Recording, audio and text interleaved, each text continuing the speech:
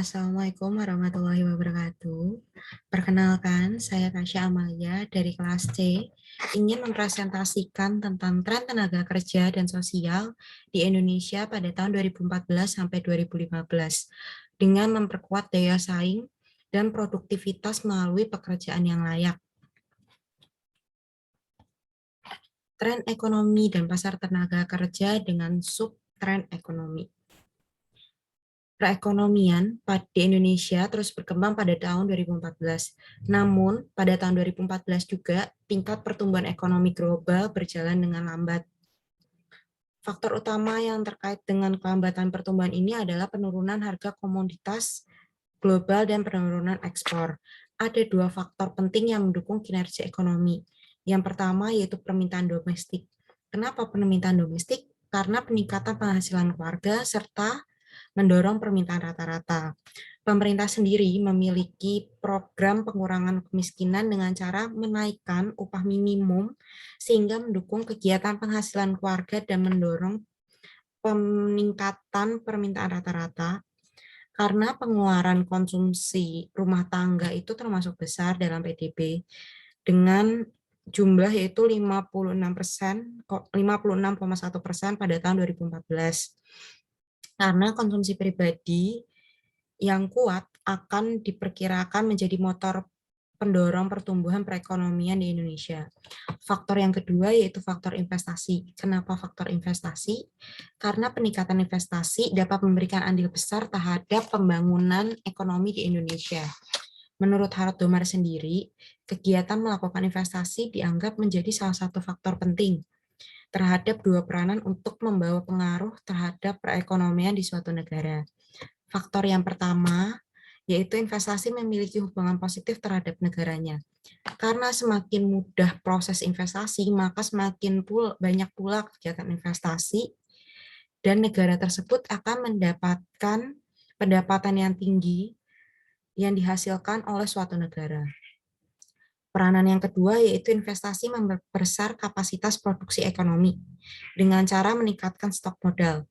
Pembentukan modal ini bisa dianggap menjadi salah satu pengeluaran yang dapat menambah permintaan kebutuhan seluruh rakyat. Nah, ini ada gambar satu yaitu PDB dan pertumbuhan formasi permodalan tetap bruto dan negara-negara berpenghasilan menengah ke bawah.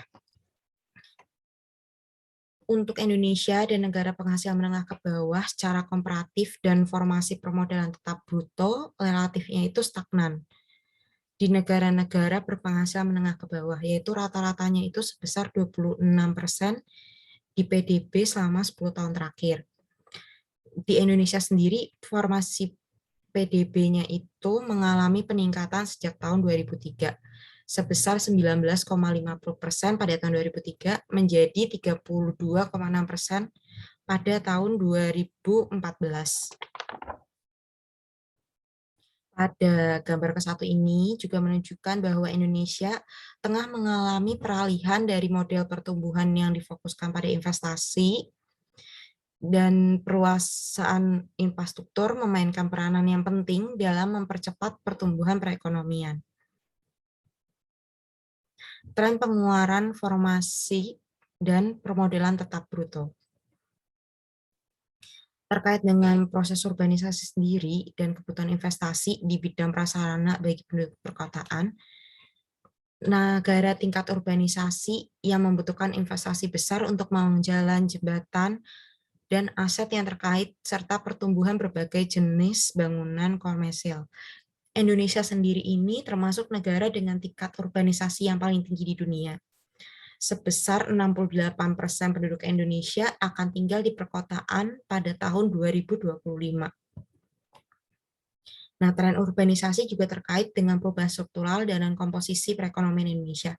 Analisis tren ini menunjukkan bahwa Indonesia sedang mengalami peralihan dan keluar dari perekonomian yang didominasi pertanian yang berbasis desa menuju perekonomian yang memiliki pasar kegiatan ekonomi yang lebih besar pada sektor jasa di perkotaan. Nah, gambar kedua ini yaitu komposisi PDB berdasarkan sektor untuk tahun 2004 sampai 2014 dalam bentuk persen. Pada tahun 2004 sendiri, terdapat 3 sektor, yaitu sektor primer, sekunder, dan tersier. Nah, untuk sektor primer memberikan kontribusi sebesar 24,6% pada PDB. Sedangkan pada sektor sekunder yaitu 34,8% dan sektor tersier sebesar 40,6% pada sektor PDB-nya. Namun pada tahun 2014 terdapat kenaikan maupun penurunan dalam beberapa sektor. Sektor yang mengalami penurunan itu ada 2, yaitu sektor primer sebesar 18,8 dan sektor sekunder sebesar 32,9. Sedangkan untuk sektor tersier mengalami kenaikan sebesar 48,3%. Pertumbuhan pada tahun 2014 didukung oleh sektor pengolahan, karena sektor ini mengalami pertumbuhan secara nyata. Namun untuk memperluas pasar sektor ini terhadap PDB, dalam meningkatkan produktivitas rata-rata pekerja, standar kehidupan, serta peningkatan hasil tenaga kerja di Indonesia. Ada beberapa faktor penghambat berupa volatilitas pasar uang dan permintaan ekspor. Volatilitas pasar uang sendiri yaitu harga naik tinggi dengan cepat, lalu tiba-tiba turun dengan cepat pula, sehingga memunculkan selisih sangat besar antara harga terendah dengan harga tertinggi dalam waktu tertentu di pasar uang forex. Sedangkan permintaan ekspor sendiri yaitu penurunan ekonomi yang mempengaruhi penurunan permintaan ekspor barang. Nah, ada juga faktor domestik seperti mutu infrastruktur dan pertumbuhan produktivitas yang lambat, serta modifikasi kebijakan perdagangan dan ketidakpastian fiskal juga ikut mengalami penghambatan pertumbuhan. Di sini ada kotak 1, yaitu apa makna harga komoditas yang bergerak lambat bagi pekerjaan. Yang pertama, sejak tahun 2013, tingkat pertumbuhan PDB itu mengalami penurunan akibat penurunan harga komoditas ekspor di Indonesia. Yang kedua itu, tingkat pertumbuhan ekonomi yang berjalan lambat dan hilangnya pendapatan serta investasi setelah ledakan komoditas yang terakhir, meningkatkan tantangan baru dalam mencapai tujuan pembangunan Indonesia. Motor penggeraknya itu dapat menciptakan lapangan kerja baru, mempercepat investasi di bidang prasarana, sektor pengolahan dan sumber daya manusia, merupakan jalur potensial yang dapat digunakan pada masa yang akan mendatang. Tren stabilitas dan inflasi, karena tren ini memiliki implikasi penting terhadap indeks upah, eskalasi proyek, target inflasi, dan biaya hidup, serta tingkatan suku bunga. Pada tingkat inflasi pada tahun 2014 ini diperkirakan sebesar 84%. Namun beberapa bulan pertama pada tahun 2015 memperlihatkan penurunan inflasi antara 6-7% dari tahun ke tahunnya. Di Indonesia sendiri, tingkat inflasi pangan biasanya tinggi dan sangat berdampak negatif terhadap pekerja miskin, karena pengeluaran untuk membeli makanan mereka itu merupakan pengeluaran terbesar dari seluruh pengeluaran mereka. Nah, pada tahun 2014, tingkat inflasi itu untuk bahan pangan lebih tinggi dibandingkan tingkat inflasi rata-rata nasional lainnya, dan diperkirakan sebesar 10,6% dari tahun ke tahunnya. Pertumbuhan upah dan penghasilan pekerja miskin juga perlu disesuaikan dengan fluktuasi harga makanan agar dapat mempertahankan daya beli masyarakatnya sendiri. Walaupun inflasi makanan masih merupakan tantangan bagi Indonesia sendiri, perlu ditekankan bahwa volatilitas harga pangan telah mengalami peningkatan besar. Sebagai contoh, laporan tren ketenagakerjaan sosial pada tahun 2011 itu dilaporkan bahwa harga pangan mengakibatkan tingkat inflasi naik menjadi 2 digit dari tahun 2006 ke tahun 2014. Di sini ada kotak kedua, yaitu peranan pekerja layak dalam mempromosikan ketahanan pangan. Ketahanan pangan sendiri merupakan bagian dari kerangka yang rumit terkait sistem pangan mulai dari produksi hingga konsumsi. Sistem ini beroperasi melalui berbagai rantai nilai yang terlibat banyaknya proses dan aktor berbagai sektor ekonomi sendiri. Yang kedua, untuk mengurangi kemiskinan dan kelaparan dengan meningkatkan penghasilan sektor pertanian maupun non-pertanian dan diverifikasi mata pencarian dapat dihambat oleh jenis pekerjaan yang fleksibel. Di sini ada 3 tujuannya. Yang pertama itu meningkatkan suara masyarakat desa melalui organisasi-organisasi masyarakat. Yang kedua, mempromosikan model pembangunan desa berbasis pekerjaan yang diverifikasi melalui mata pencarian. Yang ketiga, menyediakan landasan perhitungan sosial yang menjamin penghasilan minimum dan akses ke layanan dasar dalam perekonomian desa. Terus juga ada pembangunan desa melalui pendekatan pekerjaan yang layak. Berarti menyediakan keterampilan juga dan memberikan kesempatan untuk melakukan pekerjaan yang lebih produktif untuk mengoleh penghasilan yang tinggi, keamanan tempat kerja, dan perlindungan sosial yang lain-lain. Nah, kesejahteraan juga dapat diukur dengan beberapa cara, termasuk melalui garis kemiskinan, analisis data konsumsi, dan pengeluaran komparatif. Kemiskinan juga terus mengalami penurunan di Indonesia karena perluasan program pemerintah yang ditargetkan untuk masyarakat miskin dengan sebagian besar keluarga miskin di Indonesia itu memperoleh penghasilan mereka itu dari sektor pertanian dan keluarga non miskin. Nah, di sini juga ada tren dengan menunjukkan bahwa akses peluang kerja di luar sektor pertanian juga dan prestasi pendidikan terakhir juga menjadi faktor penentu kemiskinan keluarga di Indonesia. Karena keluarga non-miskin itu punya basis penghasilan yang lebih beragam dari keluarga miskin. Nah, dengan sebagai contoh nih, kepala rumah tangga itu, yang keluarga miskin itu mempunyai latar belakang pendidikan misalnya 5 tahun. Sedangkan kepala keluarga yang non miskin itu memiliki latar belakang pendidikan lebih tinggi, yaitu 8 tahun. Nah, tren ini menunjukkan bahwa akses peluang kerja di luar sektor pertanian itu juga lebih besar potensinya dari sektor yang lainnya.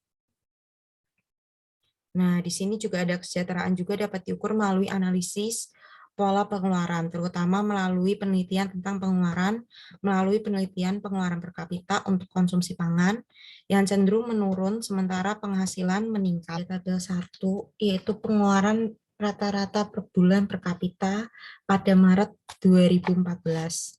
Nah, untuk perkotaan sendiri, untuk pangannya itu ada 439.769. Sedangkan non-pangannya sendiri ada 538,946 dengan jumlah yaitu 978.718. Sedangkan untuk pedesaannya pangannya itu ada 336,739 rupiah. Untuk faktor non pangannya ada 235,847 dengan jumlahnya yaitu ada 572,586. Nah, di sini ada analisa tentang asupan kalori dan proteinnya.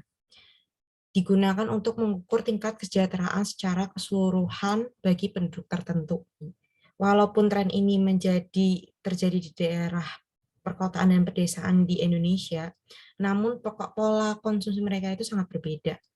Sebagai contoh, daerah pedesaan cenderung pada tingkat konsumsi memiliki kalori yang lebih tinggi, seperti asupan umbi, bubur gandum juga itu lebih tinggi. Pada perkotaan jauh berbeda karena mereka lebih memilih mengkonsumsi tingkat protein yang lebih tinggi. Ini ada tabel kedua yaitu distribusi pengeluaran per kapita dan indeks Gini pada Maret 2014. Untuk perkotaan sendiri itu 40% di bawah itu ada 40% terbawah itu ada 15,6%. Untuk pertengahannya itu ada 34,9%. Untuk teratasnya ada 44,5%. Untuk desa itu terbawahnya itu ada 20,9, pertengahannya itu ada 38,4, sedangkan teratasnya itu ada 40,7. Untuk nasionalnya sendiri, terbawahnya itu ada 17,1, pertengahannya ada 34,6, teratasnya ada 48,3. Untuk indeks Gininya sendiri, pada perkotaan itu ada 0,43%, pedesaannya ada 0,32%, dan nasionalnya ada 0,41%. Nah, daerah pedesaan sendiri itu membutuhkan strategi dalam peningkatan produktivitas dan penghasilan di sektor pertanian maupun non-pertanian. Investasi di desa itu di bidang akses desa, verifikasi ekonomi, dan organisasi petani dan pekerja lainnya sendiri. Nah, responsi kebijakannya juga dibutuhkan untuk mendukung pertumbuhan inklusif baik di daerah, baik di dalam maupun di antara perkotaan dengan pedesaan. Investasi di bidang layanan keterangan juga dapat membantu kekuatan yang ada serta menciptakan akses yang lebih adil terhadap peluang kerja bagi para pekerja. Sekian penjelasan dari saya. Bila ada salah kata, saya memohon maaf yang sebesar-besarnya. Terima kasih. Wassalamualaikum warahmatullahi wabarakatuh.